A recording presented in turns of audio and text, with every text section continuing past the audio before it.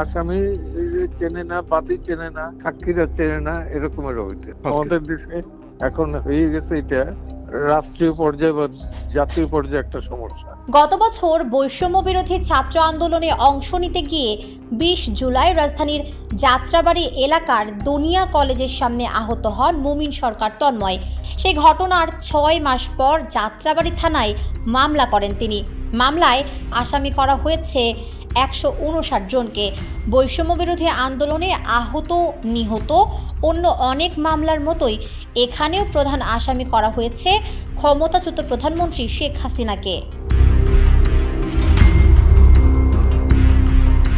মামলার বাদী মুমিন সরকার তন্ময়ের পরিচয় দেওয়া হয়েছে শ্রমিক হিসেবে, বাড়ি নারায়ণগঞ্জের সিদ্ধিরগঞ্জে।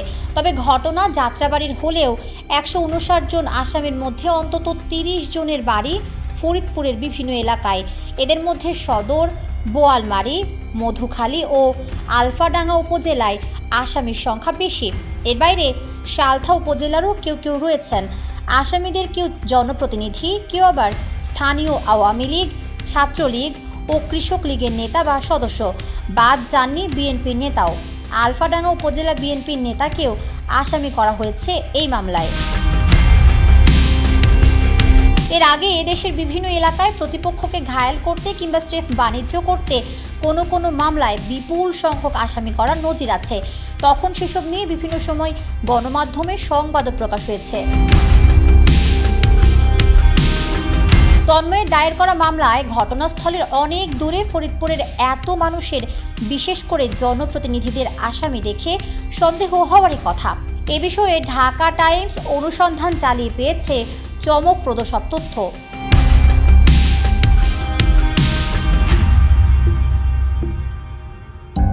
মামলার এজাহারে 27 নম্বর আসামি করা হয়েছে শিল্প প্রতিষ্ঠান পান্না গ্রুপের ব্যবস্থাপনা পরিচালক লোকমান হোসেন খানকে। এই ব্যবসায়ী ওই দিন ব্যস্ত ছিলেন নিজের কারখানা নিয়ে।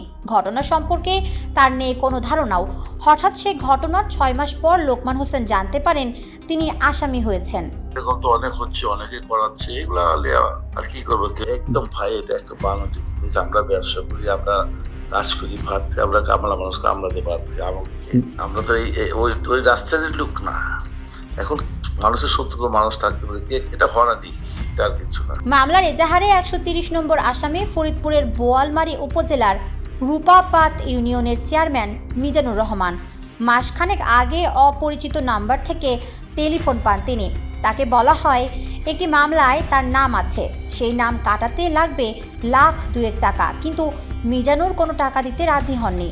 দিন 10 আগে জানতে পারেন যাত্রাবাড়ি থানায় দায়ের করা মামলার আসামি তিনি। যে সময় ঘটনা, সে যে মামলার আসামি দেওয়া হয়েছে আমাকে, আমি তৎকালীন এই ইউনিয়ন পরিষদে ছিলাম এবং আমি যে সেই সময় জন্ম নিবন্ধন, নাগরিক সার্টিফিকেটে আমি সিগনেচার করছি, সেসব তো ডকুমেন্ট শত শত রয়েছে মানুষের কাছে, সিসিটিভি ফুটেজ রয়েছে।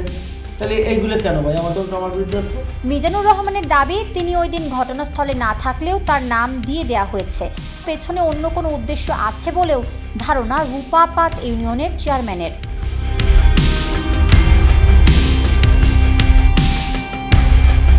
দেশের স্বনামধন্য কোম্পানি আমিন জুয়েলার্স প্রতিষ্ঠানটির চেয়ারম্যান কাজী সিরাজুল ইসলামকে এই মামলায় করা হয়েছে 5 নম্বর আসামি।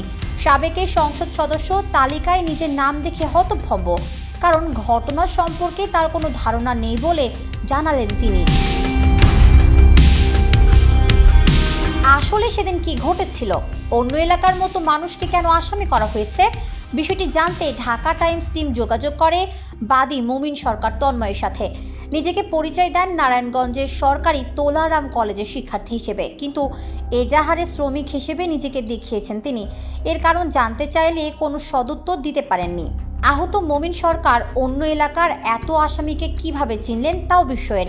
ফরিদপুর জেলার এত ব্যক্তির নাম এলো কি করে, এ প্রশ্নের জবাবে কিছুটা রেগে যান তিনি। বলেন সাক্ষীর কাছ থেকে তিনি নাম জেনেছেন, আর দেশের সব জেলা থেকে আওয়ামী লীগের 100 জন করে অন্তত 6,500 জনকে আসামি করা উচিত ছিল বলেও মনে করেন তিনি। ফরিদপুর না, সারা বাংলাদেশের মানুষ এই যাত্রাবাড়ি এই ঘটনাটার সাথে যুক্ত ছিল। এই কয়টা না দিয়া সারা বাংলাদেশে যত আওয়ামী লীগ ছিল প্রত্যেকটার নাম উঠায় দেওয়া দরকার ছিল। না না না, আমি তো চিনবো না, মানে আমার সাথে যে সাক্ষী ছিল তারা হচ্ছে গিয়ে ওইভাবেই করছে। কারণ আমি একজন স্টুডেন্ট, সারা বাংলাদেশের 64 জেলার 64টা জেলার 100 করে হলে আমার 6400 থেকে দেওয়া উচিত ছিল, এখানে কম হয়ে গেছে। আসামিরা অভিযোগ তুলেছেন এজাহার থেকে নাম কাটাতে টেলিফোনে টাকা চাওয়া হয়েছে। এই অভিযোগ অবশ্য অস্বীকার করেন বাদী তন্ময়। অবশ্য শুধু যে বাণিজ্যের জন্যই এজাহারে নাম দেওয়া হয়েছে বিষয়টা সেরকম নয়। যেমন ফরিদপুরের বোয়ালমারী উপজেলারই চতুল ইউনিয়ন পরিষদের চেয়ারম্যান রফিকুল ইসলাম, তার বিশ্বাস তারই এলাকার কেউ শত্রুতাবশত বাদীকে দিয়ে মামলায় তার নাম ঢুকিয়ে দিয়েছেন। আজকেই শুনলাম, মনে হয় 1 ঘন্টা আগে শুনলাম। তোরে কি দেখাইছে তো একটা ঘটনা? 20 তারিখে তো আমি এলাকাতেই ছিলাম, নৌকার বিরুদ্ধে ইলেকশন করছি সে সময় 2021 সালে। তারপরে আমার ঘরে থেকে বহিষ্কার করে দিচ্ছে। করছে এলাকায় তো জড়িত, এটা হয়রানি করার জন্য করছে। মুমিন সরকার তন্ময় আহত হওয়ার 6 মাস পর আদালতে মামলার আবেদন করেন।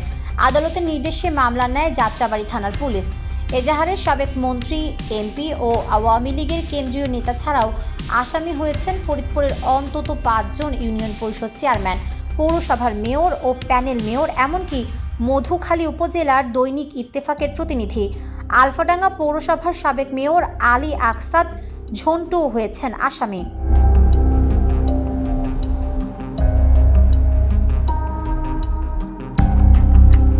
বাদ যাননি বিএনপি নেতাও। তাদেরই একজন হলেন আলফাডাঙ্গা উপজেলা বিএনপি সদস্য AKM উজ্জ্বল হোসেন।